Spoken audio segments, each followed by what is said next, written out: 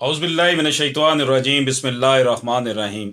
दोस्तों, अशरफ आसमी एडवोकेट आपकी खिदमत में हाज़िर है। मेरी ये खुशकिस्मती कि मेरे सीनियर, हमारे लिए उस्ताद का दर्जा रखने वाली शख्सियत जनाब मोहम्मद समीउल्लाह खान एडवोकेट साहब आज हमारे साथ मौजूद हैं। आप बहुत ही डायनामिक पर्सनैलिटी हैं। आर्टिकल्स, पाकिस्तान का जो सबसे रिनोन्ड अखबार है, जो सबसे ज़्यादा पढ़ा जाता है, जंग अखबार, उनके उसमें इनके आर्टिकल भी पब्लिश होते हैं। और सबसे बढ़कर बात यह है कि ये इन्होंने research forum of law and justice जो है ना, वो बनाया है, जिसमें इनके साथ इनके साथी वकला हैं। हम जैसे तालिब इल्म इनसे सीखने की कोशिश करते हैं। तो research forum of law and justice के हवाले से मोहतरम समीउल्लाह खान साहब, आप हमें बताएं कि इस फोरम को बनाने के पीछे क्या जो थी सोच तक थी आपकी। बिस्मिल्लाहिर्रहमानिर्रहीम। मोहतरम आसमी साहब, मैं आपका बहुत शुक्रगुज़ार हूँ।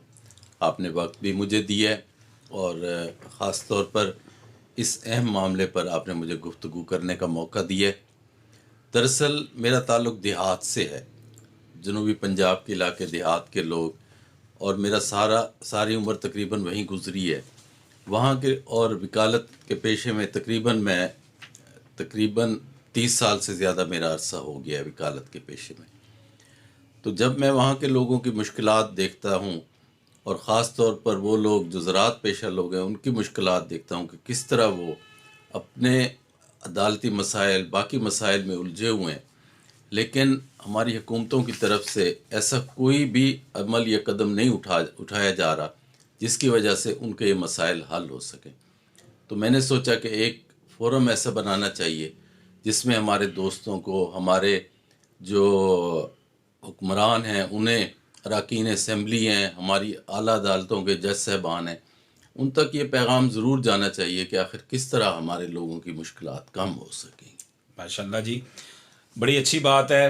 दोस्तों देखें, बात ये है कि जो लोग इस माशरे में जिनका अहम किरदार हो सकता है, जो हमारे मसाइल को हल कर सकते हैं और हमारे जो मुश्किलात हैं समाजी माशी, उनको जो है उसमें कोई कमी ला सकते हैं, उस हवाले से आगाही के लिए research forum of law and justice जो काम कर रहा है, मैं ये समझता हूँ कि समीउल्लाह खान साहब जो हैं वो एक ऐसा जहाद कर रहे हैं जिसकी जो है शायद पाकिस्तान में कोई नज़ीर नहीं मिलती। लेकिन हमें खुशी ये है कि हमारी लीगल फ्रेटर्निटी से ही ऐसी एक आवाज़ बुलंद हुई है।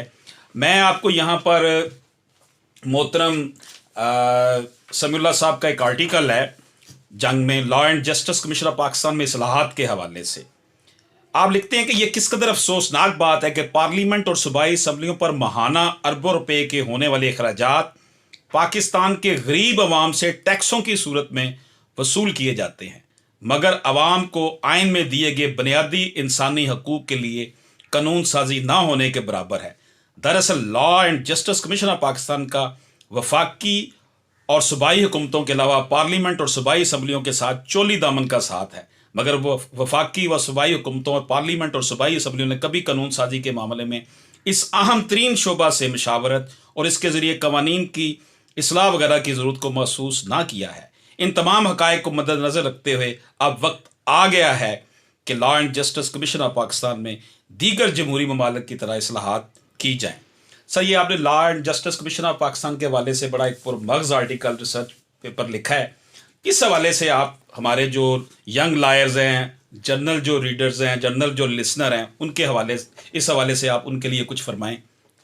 दरअसल दुनिया के तरक्की याफ्ता ममालिक और ख़ास तौर पर जमहूरी ममालिक, वहाँ पे सबसे अहम role law and justice commission का या लॉ कमीशन का होता है, जिसमें वक्त के साथ साथ जो भी कवानीन में तरामीम करनी होती हैं, किसी कानून को ख़त्म करना होता है या किसी नए कानून का इजाफ़ा करना होता है, तो लॉ कमीशन की रिकमेंडेशन से ही हुकूमतें और अरकान पार्लियामेंट उस बिल को पास करती हैं। लेकिन पाकिस्तान का अलमिया ये है कि 1979 से पाकिस्तान में law and justice commission of Pakistan बनाया गया है, लेकिन इसमें इसकी सरबराही सुप्रीम कोर्ट के चीफ जस्टिस साहब और इसके अरकान में 6 چیف جسٹس صاحبان، جس میں چاروں صوبائی چیف جسٹس صاحبان، فیڈرل شریعت کورٹ کے چیف جسٹس صاحب اور اسلام آباد ہائی کورٹ کے چیف جسٹس صاحب اس کے رکن ہیں۔ اس کے علاوہ اٹارنی جنرل اور وومن ڈویژن کی چیئر پرسن جو ہیں وہ بھی اس کے رکن ہیں، لا سیکرٹری بھی اس کے رکن ہیں۔ اب جب ایک قانون سپریم کورٹ کے جج صاحبان ریکمینڈ کریں گے، اول تو اس میں کام ہی نہیں ہو رہا، افسوسناک پہلو یہ ہے کہ اس پر کام ہی نہیں ہو رہا۔ لیکن اگر ایک قانون chief justice supreme court of Pakistan recommend کر کے حکومت کو بھیجیں گے تو اس کو اس ملک کے 22 کروڑ عوام کیسے چیلنج کر سکتے ہیں؟ یہ تو ان کا ایک بنیادی حقوق ہی سلب کر دیا گیا ہے۔ اور عدالتوں کا یہ اعلیٰ عدالتوں کے جج صاحبان کا یہ کام نہیں ہے کہ وہ لا منسٹری کے انڈر کام کر کے لاز کی ریکمنڈیشن ادھر بھیجیں، پارلیمنٹ کو بھیجیں یا حکومت کو بھیجیں۔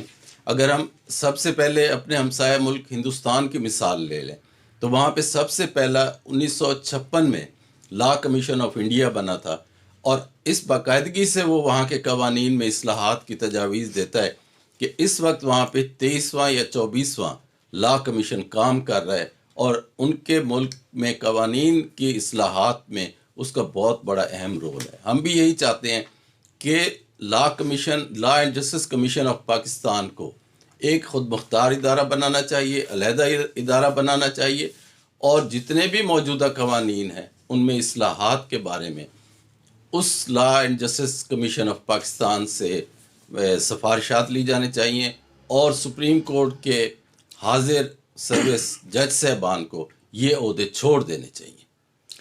ماشاءاللہ جی، سمیع صاحب آپ نے بڑی پرمغز اور بڑی جامعہ گفتگو کی ہے۔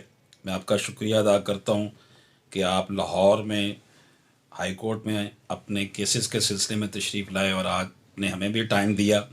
دوستو، آپ کا تعلق کسی بھی شعبے سے ہے، ہم آپ کو دعوت دیتے ہیں کہ آپ research forum of law and justice کے کارکن بنیں، جس طرح میں ایک کارکن ہوں اس کا، اور اس کے کارکن بن کر آپ بھی جو ہے خاص طور پر جو ہمارے دیہات میں رہنے والے لوگ، ان کی جو لائف میں مزریز ہیں، تکالیف ہیں، ان کے معاشی، سماجی، نفسیاتی، عمرانی مسائل کا جو وہ شکار ہیں، اس میں کمی کرنے کے لیے ہم اپنا اپنا کردار ادا کریں۔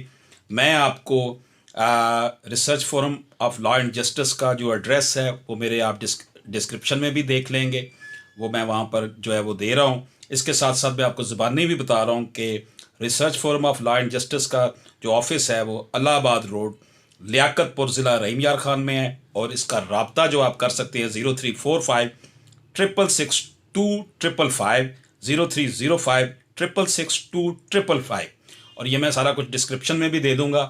میری یہ خوش قسمتی کہ آج ہمیں سیکھنے کے لیے اتنی نابغہ روزگار شخصیت کے ساتھ بیٹھنے کا موقع ملا۔ میں سر آپ کا بہت شکر گزار ہوں کہ اس مختصر سے وقت میں ہم نے جو ہے وہ ایک میسج دینے کی آپ نے کوشش کی ہے۔ اللہ پاک ہم سب کا حامی و ناصر۔ آمین، بہت شکریہ، مہربانی، اللہ تعالیٰ خوش رکھیں آپ۔